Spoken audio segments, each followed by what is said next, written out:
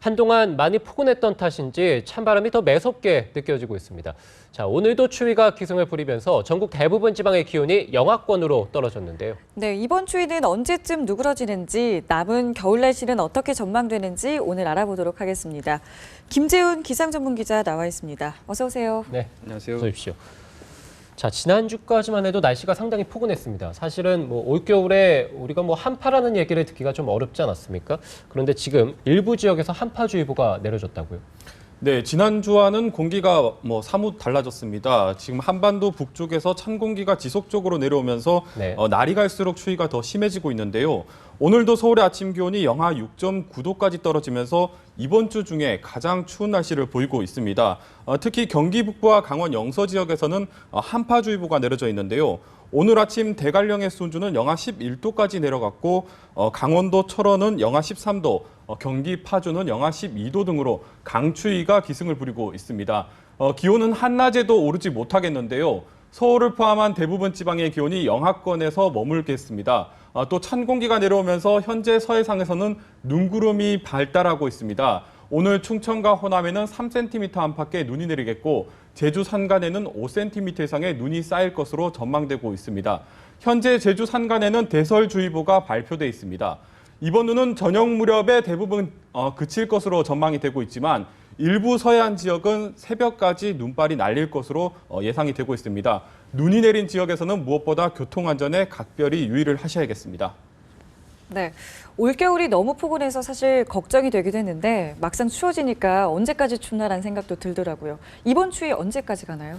네, 올겨울 날씨를 좀 잘 생각을 해보시면 이례적으로 포근한 날도 많았지만 또 추위가 찾아오더라도 금세 짧게 네. 머물다가 금세 날이 풀리는 게 특징적이었었는데요. 지난달을 예를 들면 추위가 보통 3일 정도면 대부분 물러갔습니다. 그래서 이번 추위도 금방 풀리지 않을까 이렇게 생각할 수도 있는데요. 하지만 이번에는 동장군의 기세가 좀 다릅니다. 먼저 내일도 서울의 기온이 영하 7도 안팎까지 떨어지겠고요. 일요일에는 기온이 조금 오르겠지만 월요일부터는 다시 추위가 시작되면서 평년 기온을 밑도는 강추위가 이어지겠습니다. 현재까지의 예보에 의하면 다음 주말까지도 오늘 같은 정도의 추위는 이어질 것으로 전망되고 있습니다.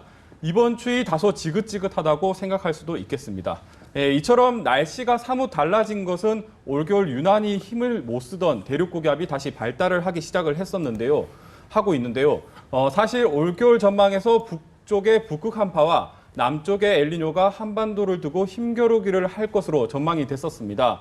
12월까지는 엘니뇨가 압도적으로 세력이 강해서 이례적으로 포근한 날씨를 보였었는데 1월부터는 기세가 조금 주춤하고 있습니다. 따라서 상대적으로 찬 대륙고기압의 세력이 한반도까지 내려오면서 추위가 시작이 된 거고요. 따라서 당분간은 추위가 계속될 것으로 전망이 되고 있습니다.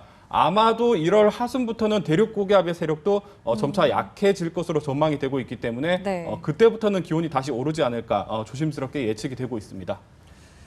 네, 신기하게도 이번 추위가 절기 소환부터 시작이 되지 않았습니까? 절기가 우리나라랑 꼭 맞는다고 볼 수는 없을 것 같긴 하지만 자, 어쨌든 실제로 절기 소환이 좀 춥긴 한가요? 어떻습니까? 네, 이번 강추위가 시작된 시점을 잘 생각을 해보면 바로 절기 소환부터였습니다. 네. 소환 추위는 꾸어서라도 한다, 이런 날씨 속담이 있는데요. 아무리 날씨가 포근하더라도 절기 소환 때가 되면 추위가 시작된다는 의미로 자주 쓰는 말입니다. 사실 이번 추위가 찾아오기 전만 해도 서울의 낮 기온이 영상 10도 안팎을 웃돌 정도로 3월 초순 날씨를 보였었는데요. 하지만 절기 소환에 맞춰서 기온이 떨어지면서 한겨울 추위가 시작되면서 올해만큼 이 날씨 속담이 잘 맞아떨어진 것 같습니다. 네. 그리고 소환의 매서운 추위에 빗대서 대한이 소환집에 놀러 가서 얼어 죽었다. 이런 날씨 속담도 많이 네. 사용을 하는데요.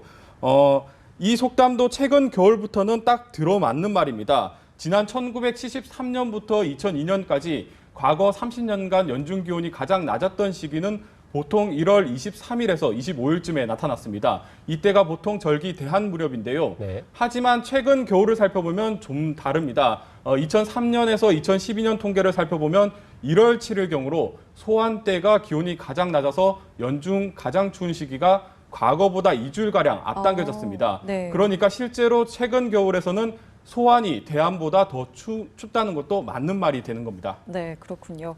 또 그동안 이제 워낙에 포근했기 때문에 더 춥게 느껴지는 것도 있는 것 같은데 우리가 이제 평소에 체감 온도를 좀 올릴 수 있는 방법이 있다면 뭐가 있을까요? 네, 지난주까지만 해도 워낙 날씨가 포근했었기 때문에 사실 추위를 많이 타시는 분들 아니라면 뭐 그렇게 옷차림에는 신경 쓰지 않았었는데요. 하지만 이번 주 또 다음 주까지는 추위가 계속 이어지기 때문에 당분간은 건강 잃지 않도록 체온 유지 잘 하셔야겠습니다. 많은 분들께서 잘 아시고 계시겠지만 체온을 유지하는 가장 좋은 방법은 얇은 옷을 여러 겹 껴입는 것입니다. 공기는 열의 전도율이 상당히 낮게 돼 있는데요. 그래서 공기를 두고 가장 좋은 단열재 중에 하나라고 부릅니다.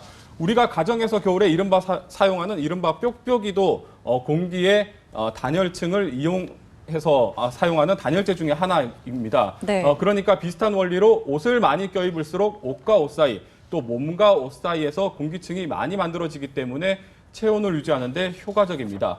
그리고 밖으로 나가실 때는 장갑과 목도리는 필수적입니다. 아무래도 외부에 노출되어 있기 때문에 추위에 상당히 취약한 부위들인데요. 실제로 목만 따뜻하게 해줘도 체감 온도를 무려 5도나 올릴 수 있다고 합니다. 추위 많이 타시는 분들은 꼭 목도리를 착용하시고 나가시기 바랍니다. 예, 뭐 당분간 추위가 계속해서 이어진다고 하니까 자, 우리가 또 동파 사고도 걱정을 해야 되지 않겠습니까? 동파 사고를 예방할 수 있는 방법도 좀 알려주시죠. 네, 해마다 겨울철만 되면 동파 사고가 많이 발생을 하는데요. 그나마 올해는 포근한 편이라서 동파 사고 소식이 많이 들려오는 편은 아닌 것 같습니다. 네. 하지만 이번처럼 포근하다가 날씨가 갑자기 추워질 경우에는 또 상대적으로 대비가 덜 되어 있기 때문에 동파 사고가 많이 발생을 할 수가 있는데요. 보통 동파 사고는 기온이 영하 5도 이하로 내려가는 날씨가 이틀 이상 지속될 때 가능성이 크게 올라가게 됩니다. 동파 사고를 막기 위해서는 무엇보다 찬 공기가 수도 간의 접촉을 최소화하는 것이 중요합니다. 따라서 계량함에 단열재, 비닐 또 스티로폼을 채워 넣는 것이 좋은 방법인데요. 헌옷이나 천 같은 경우에는 충분히 마른 상태가 아니면 자칫 오히려 얼어붙을 수가 있기 때문에 상태를 잘 살펴보고 넣어야겠습니다. 오랫동안 집을 비울 때는 수도꼭지를 살짝 열어서 물이 조금씩 흐르도록 하는 것도 좋겠고요. 네. 만약 수도관이 얼었을 때는 뜨거운 물보다는 미지근한 물로 녹이기 시작을 해서 점차 온도를 높여가야만 수도권의 추가적인 파손을 막을 수가 있습니다. 헤어드라이기나 온열기를 사용하는 것도 좋은 방법이라고 할 수 있겠습니다. 네, 알겠습니다. 지금까지 김재훈 기상전문기자였습니다. 고맙습니다. 네.